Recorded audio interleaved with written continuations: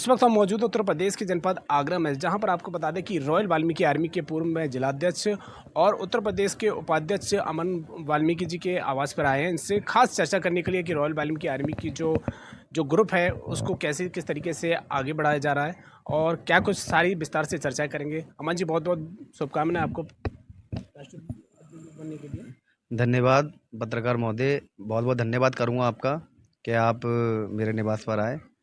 और जैसे कि रॉयल वाल्मीकि आर्मी हमारा एक संगठन जो कि बहुजन समाज के लिए काम कर रहा है। और काफ़ी बार ऐसा होता है कि जब तक कोई भी समाज अगर एकजुट नहीं होता है, मैं मानता हूँ उसका विकास नहीं हो पाता है। तो रॉयल वाल्मीकि आर्मी जिस तरीके से काम कर रहा है, 40 से 45 उत्तर प्रदेश के अंदर ज़िले के अंदर काम कर रहा है और काफ़ी मुंबई, पंजाब, लुधियाना, दिल्ली हर जगह मतलब फैल के काम कर रहा है। और इसको और आगे तक लेके जाने का काम है और पूरे भारतवर्ष में ले जाएंगे इसको, यही हम लोगों की कोशिश है। अमन जी, राष्ट्रीय स्तर का संगठन है। पूर्व में देखा गया कि आगरा के अंदर जो रॉयल वाल्मीकि आर्मी के जो टीम थी वो नहीं थी। आपके जिलाध्यक्ष बनाने के बाद गांव-गांव जो रॉयल वाल्मीकि आर्मी की जो टीम पहुंची है और जो भी बहुजन समाज के ऊपर अन्याय अत्याचार उसके खिलाफ आवाज़ उठाई है, तो अब आपके आने से एक मजबूती मिली है रॉयल वाल्मीकि। देखिए, कोई भी एक व्यक्ति अकेला तो काम नहीं कर सकता है कहीं पर भी।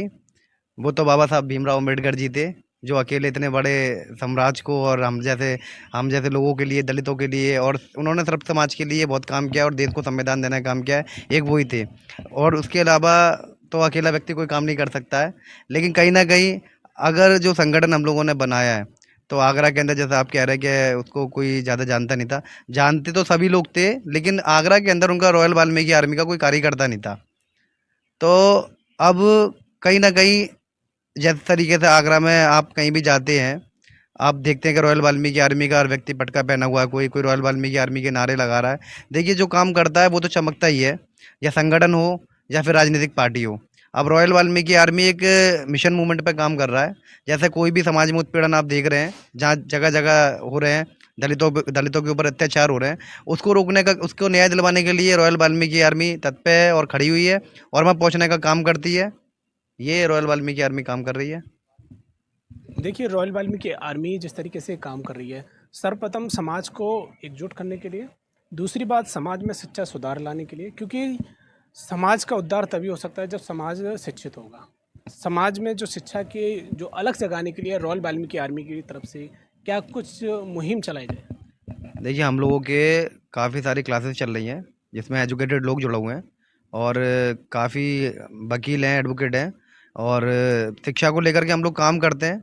अभी कुछ टाइम पहले हम लोगों ने अभी जो विश्वविद्यालय हैं बने हुए हैं दिल्ली के अंदर, उधर किताबों का वितरण किया था, जिससे बच्चों को समझ में आए। हमारे महान पुरुषों के बारे में भी समझाने का काम करते हैं, कैटर्स देने का काम करते हैं, लोगों के बीच में जाते हैं और उनको बहुत बारीकी से समझाते हैं कि शिक्षा, देखो बाबा साहब ने एक बात कही थी, शिक्षा वो शेरनी का दूध है, जो पीता है वो दहाड़ता है।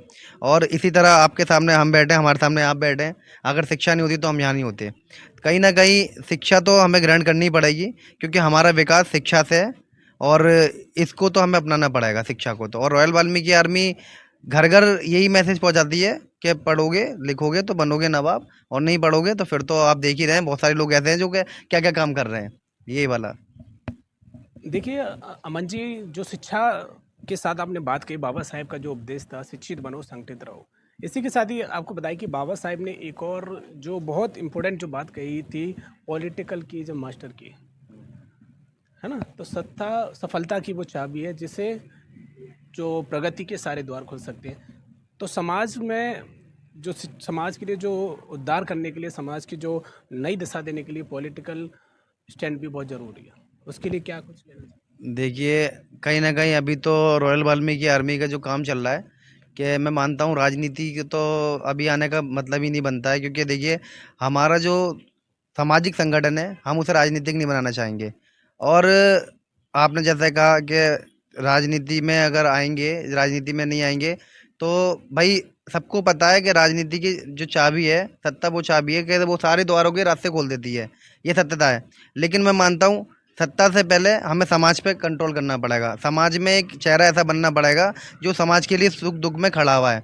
और जब समाज आपके साथ है, तो जनता ही है जो बड़े प्रधानमंत्री को चुनती है, मुख्यमंत्री को चुनती है, और वही जो आप विधायक, मंत्री, सांसद बनते हैं, जनता ही बनाती है। जब जनता आपके साथ में होगी तो आप आगे जाके राजनीतिक में भी जा सकते हैं। ऐसा नहीं है कि रॉयल वाल्मीकि आर्मी कभी राजनीतिक पार्टी नहीं बनेगी, बन सकती है, लेकिन पहले ये समाज के अंदर ही काम करेगी, और आगे का तो ये है कि हमारे राष्ट्रीय अध्यक्ष जी जैसा कहेंगे तो वैसे ही होगा। वाल्मीकि समाज को एकजुट करने के लिए और जो एकजुटता दिखाने के लिए क्या ज़रूरी नहीं है कि आगरा के अंदर एक राष्ट्रीय स्तर का अधिवेशन होना चाहिए जिससे कि वाल्मीकि समाज की एकजुटता देखी जा सके? देखिए, पहली बार मैं आपको ये कहना चाहूँगा पत्रकार महोदय जी, आगरा एक अपने आप में बहुत बड़ी पहचान है। दलितों की राजधानी कही जाती है ये, है ना? और यहाँ पर दलितों का बहुत सम्मान है, और वाल्मीकि समाज है ये तो शुरू से एक ही संग रहता हुआ आया है, और ऐतिहासिक समाज है ये। इसने बड़े-बड़े इतिहास बनाए हैं, और कहीं न कहीं आप अगर देखें तो हमारी दोनों तीनों चीज़ें जो हैं कि राष्ट्रीय आगरा, अभी कुछ टाइम पहले हम लोग एक कार्यक्रम करने जा रहे थे कोटी मीना बाज़ार के अंदर। उस पे हमारी बात भी, चर्चाएँ भी चल रही थी अभी कुछ टाइम से, और आगे जाके उसको करेंगे, पूरा करेंगे। लेकिन अभी मैं मानता हूँ जब तक ऑल ओवर इंडिया में हम लोग बैठ उठ नहीं लेंगे, जगह-जगह जाकर के अपने समाज के लोगों से नहीं मिलेंगे, मैं मानता हूँ वो मिशन थोड़ा-सा अधूरा रह जाएगा। इसलिए पहले हम लोग सबों से मिलते हैं, और फिर एक दिन उनको देखिए घर पे अगर मैं जाता हूँ कि मेरे घर में कोई कार्यक्रम है, मेरे घर पे पर्सनली कोई कार्यक्रम है, जब तक मैं किसी को इनवाइट नहीं करूँगा तो कोई कैसे आ जाएगा? और इनवाइट के लिए जान-पहचान भी होना ज़रूरी है। अभी तो हम लोगों ने स्टार्ट किया है कि हमें पंजाब, गुड़गाँव, हैदराबाद, मुंबई, है ना? जो दूर-दूर के लोग पहचानने हम लोगों को। अभी स्टार्ट किया है। कुछ टाइम में जब मुझे लगेगा कि समथिंग आगरा के मतलब इंडिया के लोग पहचानने लग गए मेरे को, तो मैं बिल्कुल आपसे जी कहता हूँ कि आश्वासन देता हूँ आपको, आप हमारे भाई हो, और आगरा में इतना बड़ा कार्यक्रम करूँगा। मैं क्या करूँगा, मेरी टीम मेरे समाज करेगी, तो ऑल ओवर इंडिया आगरा के अंदर होगा, और कोटी मीना बाजार पूरा भरा हुआ होगा, ये वचन है। उत्तर प्रदेश उपाध्यक्ष की बड़ी जिम्मेदारी मिली है क्योंकि जो प्रदेश स्तर पर जो कार्यकर जो संगठन खड़ा करना होता है उसकी एक अहम भूमिका का जो पद राष्ट्रीय अध्यक्ष जी द्वारा आपको दिया गया है। किन किन जिलों में आप आगे के जो कार्यक्रम लगेंगे और संगठन को मजबूत करने की तैयारी? देखिए, पहले तो मैं धन्यवाद करना चाहूँगा उत्तर प्रदेश अध्यक्ष जी का, कृष्ण ढकोलिया जी का, जो इतनी बड़ी मुझे जिम्मेदारी दी।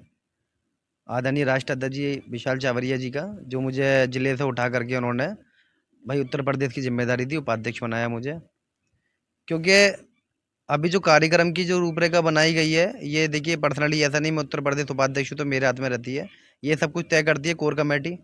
कोर कमेटी ऊपर से डिसीजन देती है किसको कहाँ एडजस्ट करा जाएगा, कहाँ पे भेजा जाएगा, कौन कहाँ पे अपने मतलब समाज में जाकर के लोगों को समझाने का काम करेगा, कौन कैटरस देगा, सारी चीज़ें मतलब एडजस्ट करती है वो।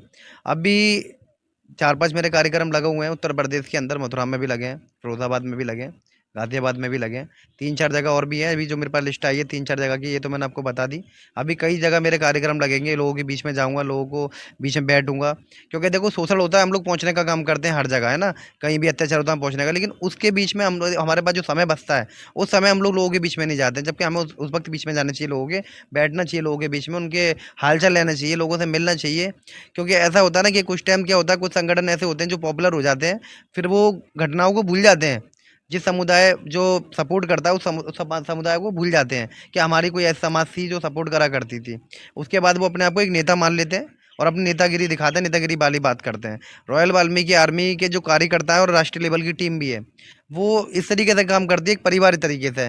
जैसे कि पूरे बहुजन समाज को लेकर के अगर कोई भी बात होती है या कोई बुलाता भी है, तत्काल प्रभाव से राष्ट्रीय अध्यक्ष जी विशाल चावरिया जी पहुंचने का काम करते हैं, और उनको देख करके प्रभावित होकर के मैं वही काम करता हूँ जैसा वो लोग काम करते हैं। उत्तर प्रदेश में जहाँ जहाँ मेरे कार्यक्रम लगेंगे, जहाँ जहाँ मेरे संगठन की जो विचारधाराएं, जो कोर कमेटी है मेरे को आदेश देंगी, मैं वो वहाँ पहुँचने का काम करूँगा।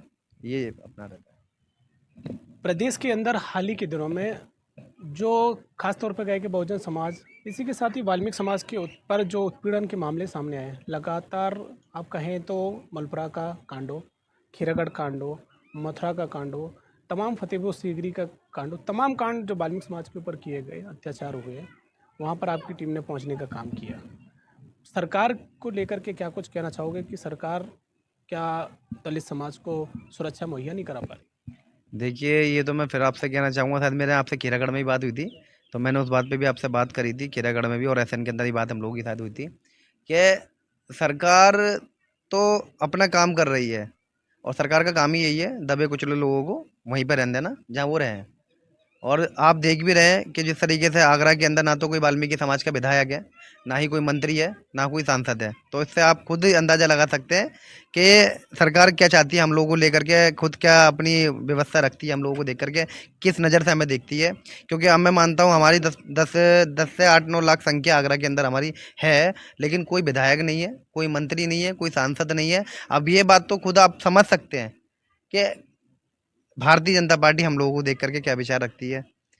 रही बात उत्पीड़न की, देखिए हाथरस वाले कांड को आप भली भांति जानते हैं, पूरा इंडिया जानता है। तो उसमें कोई न्याय वाली बात कोई है नहीं है। वो परिवार आज भी ऐसा जी रहा है, जेल के अंदर ऐसा क्या रह रहे हैं वो लोग। आज वो उस वक्त मेरी परिवार से बात हुई थी कुछ टाइम में, तो परिवार के कुछ लोग कह रहे थे कि अगर हम गाड़ी भी करते हैं तो हमारे संग में पूरी सिक्योरिटी बैठ करके जाती है, हमारे संग के 2 लोग जाते हैं, जबकि वो किराया भी अपनी जेब से ही देते हैं। अब ये बताइए, अब भी वो सही है जो उससे पहले सही थे? एक और आखिरी सवाल आपसे कि इन दिनों सोशल मीडिया पर चर्चाओं में है भीम आर्मी के चीफ चंद्रशेखर आज़ाद और एक रोहिणी गावरी जी जो वाल्मीकि समाज की बेटी है, उनको लेकर के एक मामला चर्चा में है, उसको लेकर के क्या कहना चाहिए? देखिए, कहना क्या चाहिए, सच आप लोगों के सामने है सब कुछ। सब लोग देख रहे हैं बाकायदा मीडिया पे। अगर वो गलत नहीं है चंद्रशेखर जी, तो उसका कमेंट का रिप्लाई दें। अगर मेरे पे कोई आलोचना करेगा कोई व्यक्ति या कोई महिला, कोई मेरे पे अगर आरोप लगाएगी, तो मैं एक ही बात है, अगर मैं उसको अपने फेसबुक के माध्यम से, ट्वीट के माध्यम से जवाब दूंगा कि मैं गलत नहीं हूँ, है ना। तो अगर आप गलत नहीं है तो आप जवाब दीजिए। अगर आप किसी बहन बेटी की, समाज की लड़की को अगर आप जिस तरीके से आप बोलेंगे, आपने जो कुछ किया, ठीक है, वो फोटोज़ के सामने आ रहा है, वीडियो भी सामने आ रही है, सारी चीज़ें, तो इसको तो आप झुठला नहीं सकते, है ना। अब अगर आप जवाब नहीं दे रहे हो तो मैं मानता हूँ कि आप गलत ही हो। अगर आप सही होते तो जवाब देते। तो आप सुन रहे थे इस वक्त हमारे साथ में रॉयल वाल्मीकि आर्मी के नवनियुक्त उत्तर प्रदेश के उपाध्यक्ष अमन खरे जी। इनको बड़ी जिम्मेदारी रॉयल वाल्मीकि आर्मी की तरफ से दी गई है उत्तर प्रदेश में संगठन को मजबूत करने के लिए। साथ ही समाज पर उत्पीड़न और अत्याचार के खिलाफ लगातार आवाज़ उठाते रहे हैं। तमाम मुद्दों पर इनसे चर्चा की गई है।